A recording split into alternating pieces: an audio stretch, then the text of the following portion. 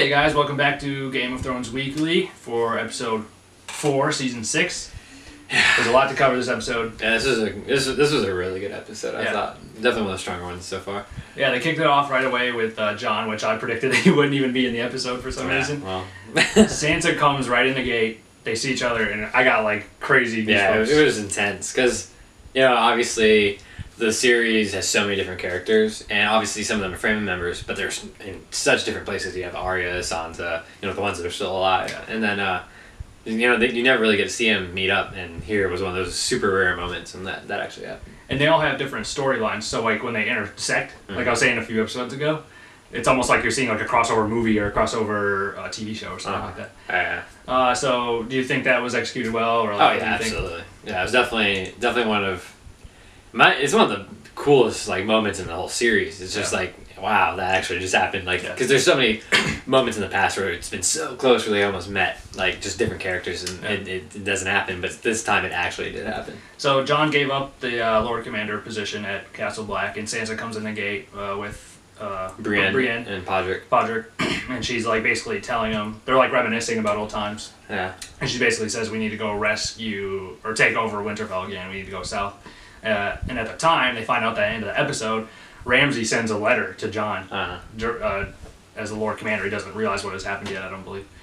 And basically says, I have your brother, or setting an if you don't bring my wife back, Sansa, then he's going to send his army up there, and it's going to be a big issue. So Jon pretty much is backed into a corner. He's like, okay, I'll help you, and I'll go take back Winterfell. Yeah, the wildlings are seemingly willing to fight with him, because even specifically in the letter, he said, I'll kill all the wildlings too. And so it's they have to fight now. So they might as well just go down there with Jon, and Tormund was there when he read the letter, so he understands what's going on, and he seems like he wants to help. Obviously, they're outnumbered, so that'll be interesting to see what happens, but... Oh, I just realized? The bannermen from the Vale are going to be able to help Jon in the battle. I know. I thought that they would show up at the end of the episode with the letter, but they didn't. But he's going to definitely have the wildlings. I think he's going to get some of the guys from Castle Black. They might just abandon Castle Black altogether, because really, what do they have up there now? And they have maybe the Vale, and they have all the bannermen. It's definitely... It's going to be interesting. Between that and King's Landing, it's going to... These last, how many episodes we got left now? 6. These last 6 episodes, that's a lot of episodes given it's more than half a season, but it's gonna be dense, and it should be action packed. It's gonna be intense. I'm super stoked. Speaking of Ramsay, he killed the lady that was with Rickon. She wasn't a big character. I don't remember her name. Asha. But Asha. She got killed. It just looked like she was gonna kill him, and I was like, God, she was so close to killing him. Too. But it just didn't make sense for her. But I really thought that she was. And then he went and wiped the blood off and kept eating his apple. Moving to King's Landing, there's a lot going on with the Sparrow. I'm getting excited about that whole storyline. Yeah. Oh, man. Before we jump into it, they basically set up 2 big battles. One at King's Landing, definitely. And one for Winterfell. And it's cool, the thing with King's Landing that's getting me so excited is, like you said, there's 2 things, the thing there and then in Winterfell. But really in King's Landing, there's 2 separate things going on as well, because you have the most immediate thing, which is... Now the queen has to go on the same march that Cersei did. Yeah. And they're like, no, we're not going to let that happen. So they're going to bring the Tyrell army in, and there's going to be a huge conflict, obviously, and there should be some sort of big fight or battle, and people will die. And then even after that, down the road, there's the trial by combat for Cersei. And so you're going to see the mountain, the Franken Mountain, basically, go against whoever they're going to pull. Who are they going to get? I don't know if you've heard this or not. I'm not going to say it, but there's an awesome theory out there about who they're going to get. And if they do it, it's going to be the sickest fight ever. I don't know. So yeah, is someone in the show right now? We have, the audience has seen them before, yeah. Okay. So, yeah, Johnny pretty much covered that. And then we had Theon at the Iron Islands, and basically he's reunited with his sister. He finds out that his dad is dead, and she's questioning his motivations, oh, why are you here now when our father's dead? Are you trying to take the she crown? Thinks that he's capitalizing. But she doesn't know, I don't think she knows the extent of what he's been through. And he's basically saying, no, I want you to be the queen or the ruler of the Iron Islands. Yeah, he's backing her for sure. And he'll back her and help her out. We didn't get to see their uncle again. I'm assuming he's going to show up. He's going to show up, and he's got it, right? Yeah. I could imagine. I mean, that's the whole reason he assassinated him in the first place, you think. So, we also saw Daenerys was in a big part of the episode. Oh, yeah. Across the sea, there's a lot of stuff going on. Yeah. There's Daenerys, and then you have Tyrion. We'll start with Tyrion because it's not as much going on. But a big, development is he met with, like, the slave masters from the other cities, and they came in on the ship, and he's talking about how you have to make peace with your enemies, to try to avoid, battles and wars, and he basically says, instead of what Daenerys was doing, which was ending slavery, by force immediately, he's going to basically just, like, slowly over time, he's going to get rid of it. Yeah. So he gives them a deal. Yeah. 7 years to end slavery, and everybody's kind of questioning them. Why are we listening to you? Our queen isn't here. Exactly. We need to get rid of slavery right now. And so Daenerys is at Dothrak City, I like to call it, and she's still in captivity basically with the other widows of the Khals, and then Jorah and the other guy, they're like basically like climbing their way through the mountains in the desert to get to Dothrak City, and Dothrak City. What happens in Dothrak City?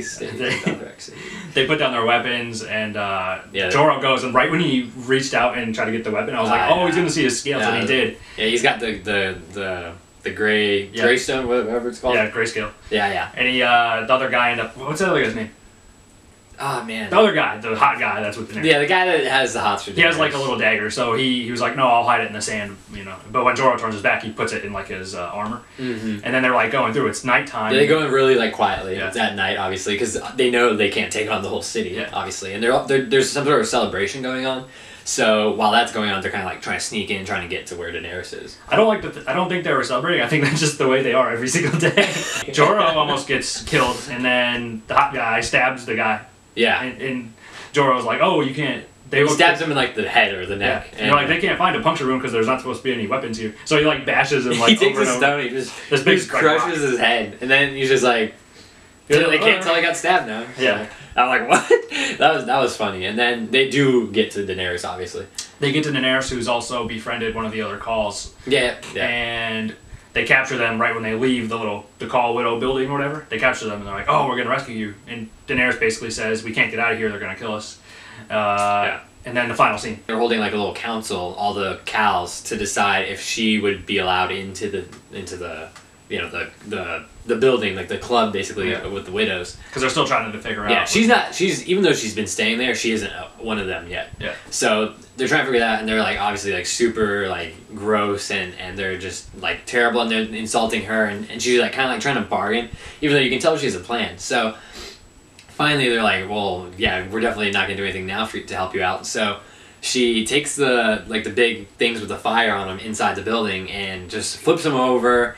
And she says that she's going to kill him, and she flips all the things over, the building's going up in flames, the guys are running, trying to get out, but the doors are locked. Yeah, I think Jorah and the other guy locked basically from the locked outside. From outside. And the whole town basically comes around this big, town hall, basically. Yeah. And they surround it. So there's, thousands and thousands of Dothraki out there. Mm-hmm. And the whole place is, up in flames. It was basically, it's like mud and, pine needles, basically. Yeah, it's definitely very flammable. And it's coming down, and they realize no one's getting out of there alive, obviously. And all of a sudden, Daenerys comes out, and she's naked because her clothes burnt off. She comes out, and everyone bows, and Jorah and the other guy come running up through the crowd, and they bow down. And it was just so cool, because when Jorah, he's been there, done that. He's seen that at the end of season 1 when she came out of the pyre with the dragons.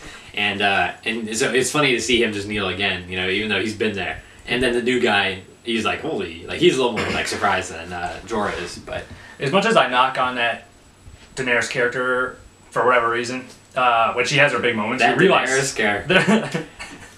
Show some respect, damn it. When you see her big moments, you realize she's really special. She plays a big part. She's definitely special. Yeah. But she's just so young and inexperienced. She can't be that intimidating character all the time, I guess. Yeah, and she's, obviously the cows try to take advantage of her, and it's just a good example of she can be taken advantage of, and she, can't do everything by herself. Yeah. But yeah, she's learning, and clearly she had that plan. I mean, that's a huge game changer, because now she killed all the people that were standing up against her from the cows. She's and the Dothraki. She did it with an audience of all the Dothraki who get to see her and now are like, wow, okay, we're gonna worship her basically. Yeah. And so she eliminates her enemies, she shows off, and she gets the entire military force, basically, to go back to Marine. Thank you for watching. Please, please, please subscribe and like the videos. We're going to cover every single episode this season. We have some other really cool videos coming up as well, so please stay tuned. Make sure to leave feedback down in the comments. And yeah, any questions, if you guys, we like to talk about Game of Thrones. So if you want put questions, put theories, all that good stuff. Whatever you want, we'll reply back to every single person. So thank you for watching, and stay tuned.